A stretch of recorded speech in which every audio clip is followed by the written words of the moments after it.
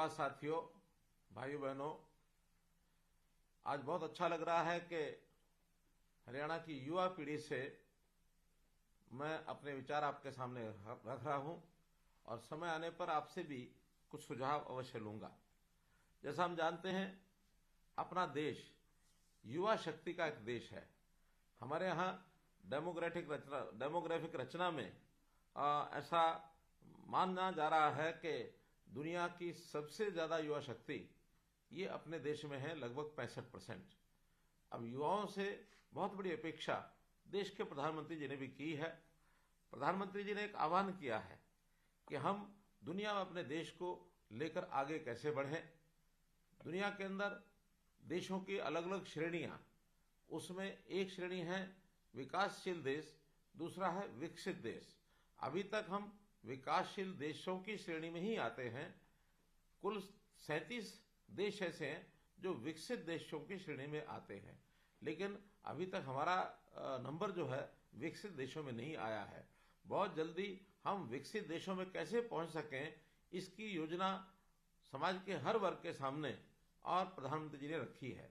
विशेष तौर पर युवाओं से बहुत बड़ी अपेक्षा की गई है कि हमारे देश का युवा बहुत ही संघर्षशील है, बहुत ही टैलेंटेड है, बहुत परिश्रमी है और अगर उसको आह्वान किया जाए तो निश्चित रूप से वो आगे बढ़ सकता है।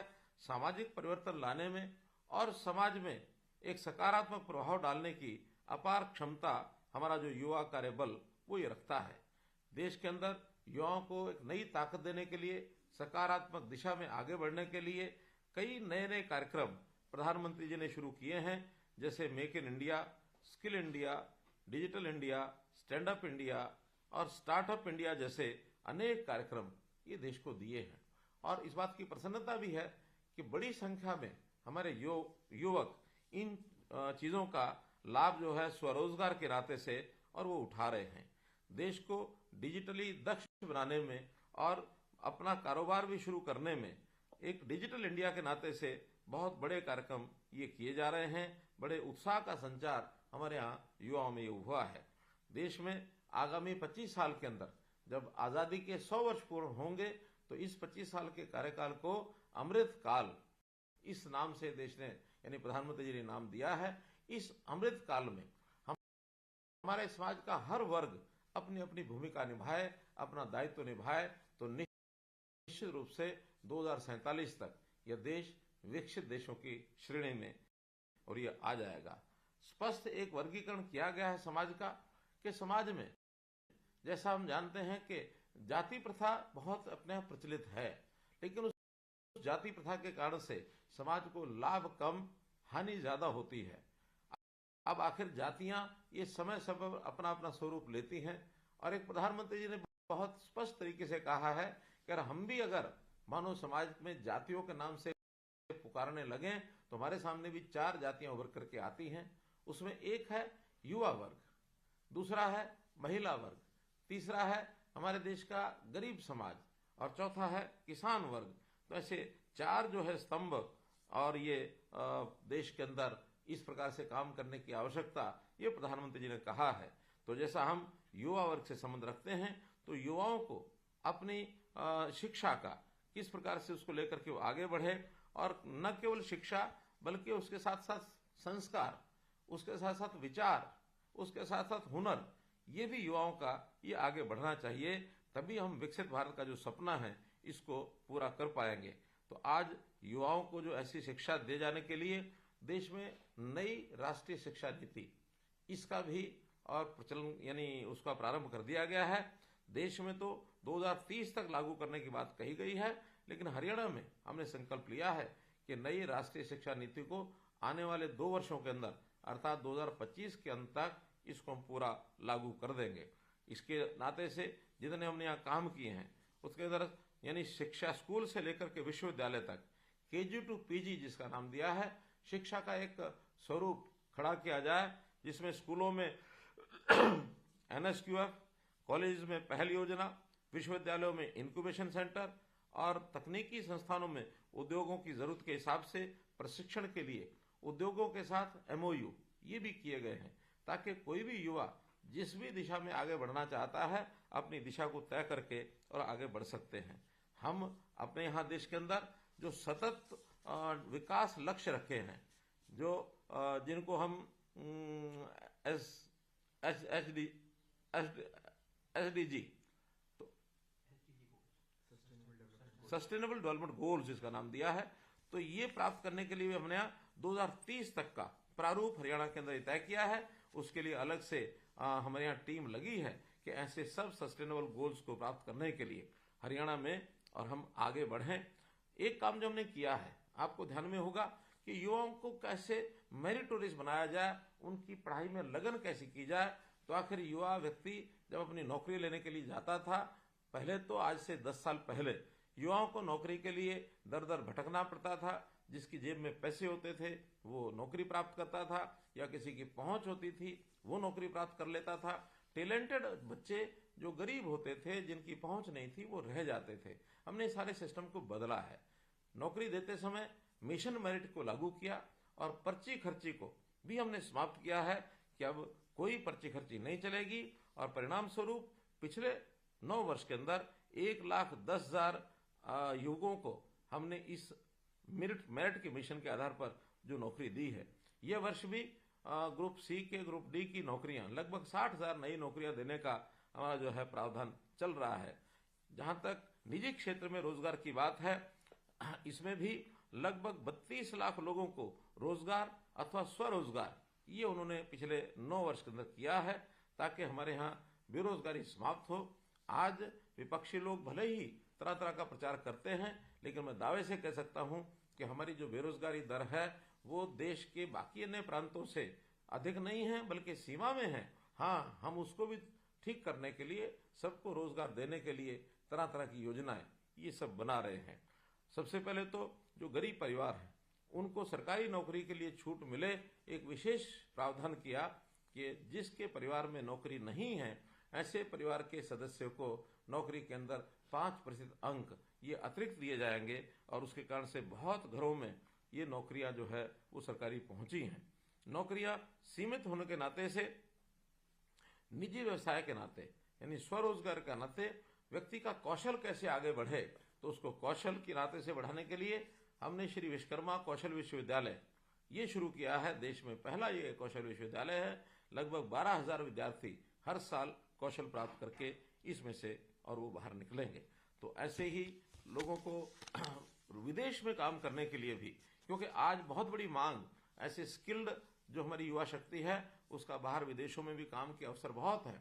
इसके लिए हमने विदेश सहयोग विभाग ये भी बनाया है, फॉरेन कोऑपरेशन डिपार्टमेंट, जिसमें ट्रेनिंग के बाद वहां से जिस प्रकार की मांग आएगी उस प्रकार के लोगों को भेजने का हमने लगभग तय किया है कि बड़ी संख्या में वहां अगर लोगों को भेजेंगे तो भी लोगों को लाभ मिलेगा। क्योंकि आज दुनिया बहुत छोटी हो गई है। दुनिया के बारे में हमने कहा एक ग्लोबल विलेज है, तो इसलिए यहाँ से विदेश में कहीं भी नौकरी प्राप्त करना अब आसान भी हो गया है और उनकी आवश्यकताएं हम पूरी भी करेंगे। हमने जो भी बच्चे ग्रेजुएशन करके जाते हैं उनको मुफ्त में पासपोर्ट देने की बात भी कही है। लगभग 27,000 से ज्यादा ये निःशुल्क पासपोर्ट ये देने का काम हमने किया है। स्टार्टअप के नाते भी हरियाणा देश में नंबर 1 है, यानी अव्वल स्थान के ऊपर है। हमारे देश में प्रति लाख पॉपुलेशन के पीछे जितने स्टार्टअप्स हैं वो देश के अन्य प्रदेशों के मुकाबले में सबसे अधिक हैं। इसमें भी हमारा स्थान ये प्रथम स्थान आया है। तो इस प्रकार से मेरा युवाओं से निवेदन है कि वो कोई भी नया काम करने से पहले, जैसे अनुसंधान का एक अपनी प्रक्रिया है, उस रिसर्च में, अनुसंधान में भी आगे बढ़ें। क्योंकि आप सब पढ़े लिखे हैं। आज मैंने योजना से ऐसे लोग जो पोस्ट ग्रेजुएट हैं अथवा डॉक्टरेट हैं, ऐसे युवकों को ही बात करने की बात कही गई है। तो इनसे मेरा आग्रह है कि आगे बढ़ने की बहुत संभावनाएं हैं।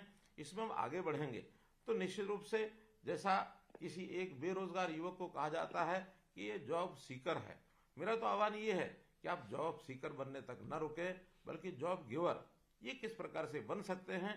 तो इस नाते से अपनी विधा को, अपने टैलेंट को हम निखारें। हम स्वाभिमानी बनकर, स्वावलंबी होकर रोजगार प्राप्त करेंगे तो निश्चित रूप से हमारा माथा ऊंचा होगा। कुछ बातें सामाजिक तौर पर भी मैं जरूर कहना चाहूंगा कि समाज के अंदर बहुत तरह की समस्याएं ये अब आती हैं। आखिर हम जहां व्यक्तिगत तौर पर अपने जीवन को सफल करना चाहते हैं, अपने परिवार को आगे बढ़ाना चाहते हैं, वहां समाज की चिंता भी, सामाजिक सरोकार, ये भी हमारे मस्तिष्क में जरूर रहना चाहिए। जैसे उदाहरण के लिए आजकल युवाओं में नशे की प्रवृत्ति ये बहुत बढ़ती जा रही है, तो आखिर इस नशे की प्रवृत्ति को रोकने के लिए हर वर्ग को काम करना होगा, सरकार को काम करना होगा, एनजीओ को काम करना होगा। तो मेरा तो इतना ही कहना है, इसके अंदर सबसे पहला विषय जन जागरण का होता है। तो अपने युवा जो साथी हैं, अपने हम उम्र जो लोग हैं, उसमें चर्चा करके जन जागरण जरूर करें कि नशा जो है ये किसी के लिए भी ठीक नहीं है, स्वयं के लिए भी ठीक नहीं, परिवार के लिए ठीक नहीं, समाज के लिए ठीक नहीं, प्रदेश और देश को भी ये खोखला करता है। और इसके कारण से बल्कि जो गलत काम करते हैं, काली कमाई करते हैं, उस काली कमाई को देश विरोधी गतिविधियों में वो लगाने का काम करते हैं। आप जागरूक करिए। हम लोग जो हैं, ऐसे लोग जिनकी आदतें मानो खराब हो भी गई हैं, जो इस नशे की लत में आए हैं, उनको भी ठीक करने के लिए मेडिकली हमने व्यवस्थाएं की हैं। डी एडिक्शन सेंटर खोले हैं और उसमें उनकी लत छुड़ा करके बाद में उनको पुनर्स्थापित करना, अर्थात यानी रिहेबिलिटेशन, ये भी एक मुख्य कार्यक्रम है, ताकि अगर वो व्यक्ति लाइन से उतरा है तो बाद में ठीक से एक स्वच्छ जीवन जीने के लिए उसको सहायता की जाए। और इसी के साथ तीसरा काम है जो इन मादक पदार्थों की सप्लाई चेन है, यानी सप्लाई चेन को तोड़ना। ये बड़े बड़े लोग ऐसे जो पैसों के लालसा में और इन कामों में घुस जाते हैं, उनके बड़े बड़े गिरोह हैं, इनको पकड़ने का काम भी हमने किया है। हजारों टन ऐसे मादक पदार्थों को पकड़ करके हमने जलाया भी है और उस नाते से उनको, ऐसे लोगों को दंडित भी किया है, क्योंकि ये पैसा जो कमा कर ले जाते हैं विदेशों में, इस प्रकार की गतिविधियां हमारे देश के खिलाफ भी लोग जाकर के करते हैं। तो एक प्रकार से देश के हित में भी ये कार्य करना बहुत जरूरी है, इसमें भी हम सब लोग लगे। तो ऐसा समाज के इस सरोकार के लिए अगर हम बनेंगे तो निश्चित रूप से हमको लाभ होगा। सरकार के नाते मैं एक ही बात कहता हूं कि जब भी आप सब लोगों के बीच में या जनता में मुझे जाने का मौका मिलता है, तो हमेशा कहता हूं कि जो समाज की बुराइयां 3C के रूप में हमेशा मैंने कही हैं, उसके अंदर करप्शन है, उसमें क्राइम है, उसमें कास्ट बेस्ड पॉलिटिक्स है, कास्ट बेस्ड एक प्रकार की जो राजनीति ये लोग करते हैं, इनको दूर करने के लिए हमने सब प्रबंध कर दिए हैं कि अब तीनों चीजें इस प्रदेश में नहीं चलेंगी।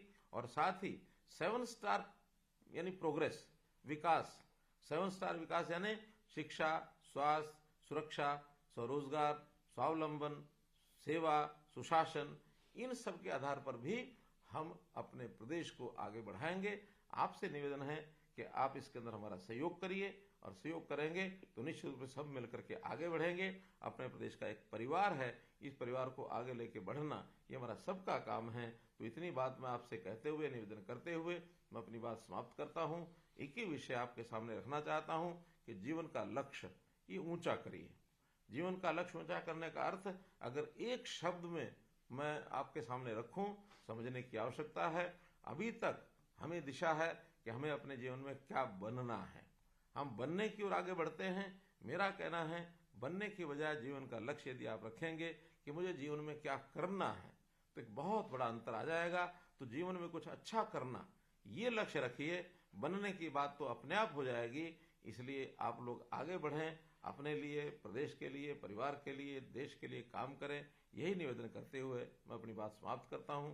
बहुत बहुत धन्यवाद, बहुत बहुत आभार।